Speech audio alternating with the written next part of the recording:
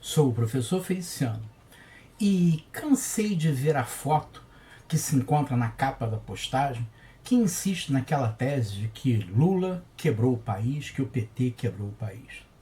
Fernando Henrique, FHC, em 2002 entregou o Brasil com uma dívida de mais de 75%. Lula, em 2010, deixou a presidência com uma dívida de 60%. Bolsonaro entrega o Brasil com uma dívida de 75% e diversos serviços públicos parados. O governo do PT não quebrou o país. Quem quebrou o Brasil foi Bolsonaro.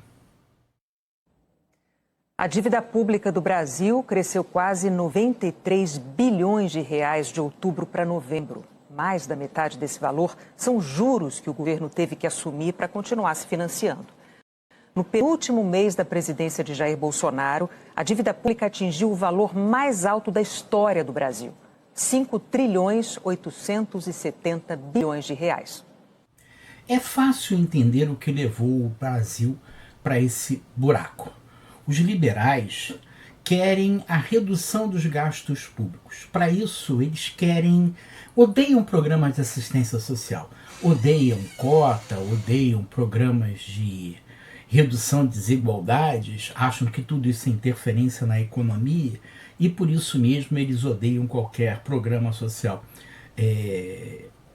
Previdência pública, sistema de saúde público, eles não gostam. Mas cortar Bolsa Família, cortar assistência social, cortar hospitais públicos é feio. Fechar escolas, fechar hospitais é muito feio. O caminho é a narrativa de que imposto é roubo. E, por consequência, a redução dos impostos, a desoneração dos impostos de empresas. O discurso neoliberal se baseia em alguns passos, que a gente vai conseguir entender. Primeiro, a ideia de que tem que reduzir o Estado. Para isso, eles veiculam a ideia de que o imposto é roubo. E como o imposto é roubo, tem que necessário a redução dos impostos. Com a redução dos impostos, vai cair a arrecadação e vai gerar um déficit no ano. Esse déficit no ano é levado para a dívida do Estado. Aumenta-se a dívida do Estado. E como a dívida do Estado aumentou, eles vão levar o discurso de que o país vai quebrar, o Brasil vai quebrar. E a solução para que o Brasil não quebre é cortar as despesas sociais.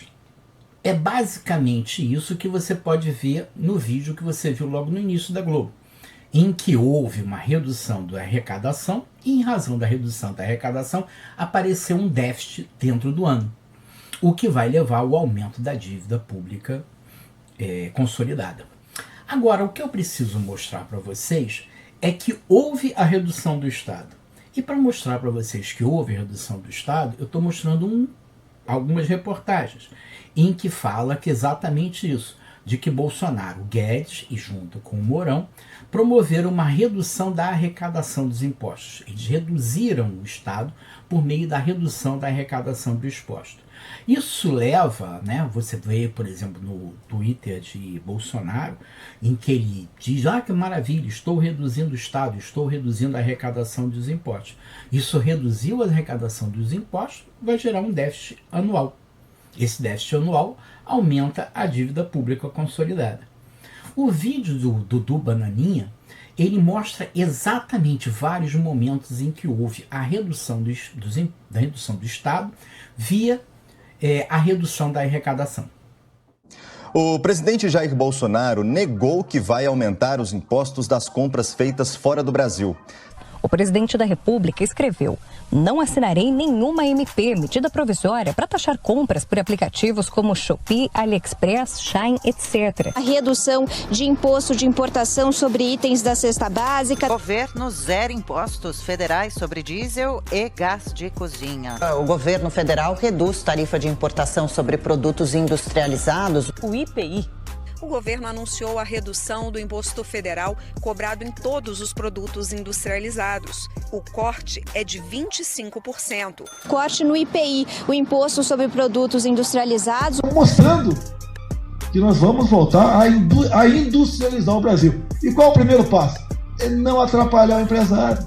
E agora há pouco, pelas redes sociais, o presidente Jair Bolsonaro disse que está zerando impostos de centenas de produtos, como equipamentos médicos, exames, cirurgias oftalmológicas e produtos de informática.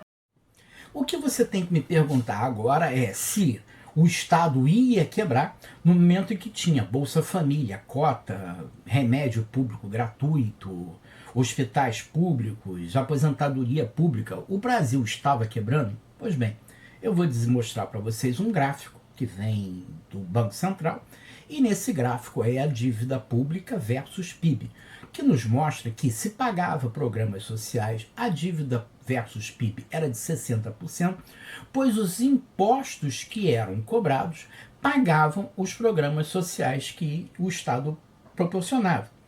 Durante a pandemia, esse é o ponto mais importante, o país parou, e como o país parou, não havia arrecadação, e as pessoas ficaram em casa, por isso não recebiam salário, né? Foi necessário que houvesse um SUS que vacinasse. Em razão do país ter parado, era necessário um auxílio emergencial para que as pessoas pudessem sobreviver sem trabalhar. Foi necessário a compra de vacina. Os gastos, portanto, do Estado aumentaram. A dívida pública bateu naquele momento 90%, como você pode ver na foto. Porém, terminada a pandemia, as pessoas voltaram a trabalhar, as pessoas voltaram a pagar impostos, receber salário, pagar imposto de renda, e com isso, com a arrecadação decorrente dessas atividades que o Estado exigia, porque imposto é roubo, né? Mas o imposto serve para pagar as despesas anteriores, essa dívida foi reduzida, como você pode ver na foto. Chegamos a uma dívida menor agora no final do ano. Mas não foi só a arrecadação que o Bolsonaro aplicou as ideias neoliberais de redução dos impostos, porque imposto é roubo. Imposto não é roubo. Imposto paga as despesas sociais, pagam as despesas necessárias para que a sociedade viva com um certo conforto mínimo. Porém, Bolsonaro também fez a redução de pagamento das despesas. Ele não paga mais remédios públicos, ele não paga universidade, não paga merenda escolar. Todas essas reduções fez parte das propostas de Bolsonaro já no final do seu governo, certo? E isso levou o Brasil a fazer esse negócio aí que está tudo parado, tudo quebrado. Você vai ver o vídeo de Mercadante que exatamente comenta a situação atual. Eu vi que o governo disse que a situação fiscal do país está muito boa. Está muito boa para quem? Como é que a gente olha para a educação, não tem livro didático sendo impresso, não tem reajuste de merenda escolar, não tinha bolsa de estudo da CAPES, não tinha para a residência médica, na saúde não tem recursos para a farmácia popular, não tem recursos para o tratamento de câncer, e nós fomos vendo em cada uma das áreas.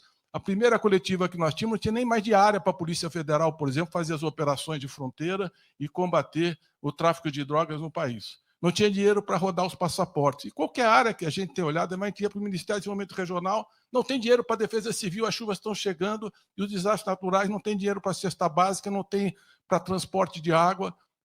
Quem está pagando a conta desse apagão fiscal são os pobres, aqueles que mais precisam, aqueles que precisam do Estado, que precisam de políticas públicas de qualidade. Eles é que estão pagando a conta desse apagão fiscal que se espalhou por toda a esplanada e chega lá na ponta nas políticas públicas. Nós vamos entrar o ano, não tem previsão para o Bolsa Família, não tem previsão para o salário mínimo, não tem previsão. Você pega um ministério como transportes, é o menor valor do DENIT desde que ele foi criado na sua história. O vídeo de Mercadante complementa exatamente aquilo que eu disse anteriormente, da proposta neoliberal de redução do Estado, por meio da denúncia de que o país vai quebrar. Vai quebrar porque não tem, a arrecadação é pequena e a dívida está aumentando. A arrecadação é pequena porque ele fez o quê? Ele criou uma desoneração fiscal, uma destruição da estrutura fiscal, da estrutura de cobrança de imposto. Além disso, Bolsonaro também fez um aumento das despesas não pagas. como você viu no vídeo do Mercadante. Esse vídeo mostrou exatamente a proposta neoliberal de quebrar o Estado. Quando eles tomam o poder, eles quebram o Estado por meio da queda da arrecadação, porque eles deixam de cobrar, eles executam a proposta de que o imposto é roubo, e com isso eles deixam de cobrar, que cria uma dívida, chega a ideia de que o imposto a dívida está aumentando muito, e em razão da dívida estar aumentando muito, tem que cortar gastos sociais. Pois bem, a extrema-direita, que defende o fim da democracia, não encontrou um nome em torno do qual se articula. Esse nome, o Bozo, deixou um país quebrado. A estrutura de arrecadação de imposto foi destruída. Existe uma dívida oculta, seja nos precatórios não pagos, seja no ICM estadual da gasolina, que não foi compensado, seja na falta de merenda, remédios, universidades públicas com dívida. Além disso, uma dívida pública que é recorde na história brasileira. O sucesso do governo Lula significará o sucesso da democracia. O fracasso, o retorno do fascismo bolsonarista. Sou o professor Feliciano. Agradeço por ter visto a postagem. Se gostou, deixe um like e compartilhe. E por último, tamo juntinho, lutando por um Brasil justo e inclusivo. Obrigado.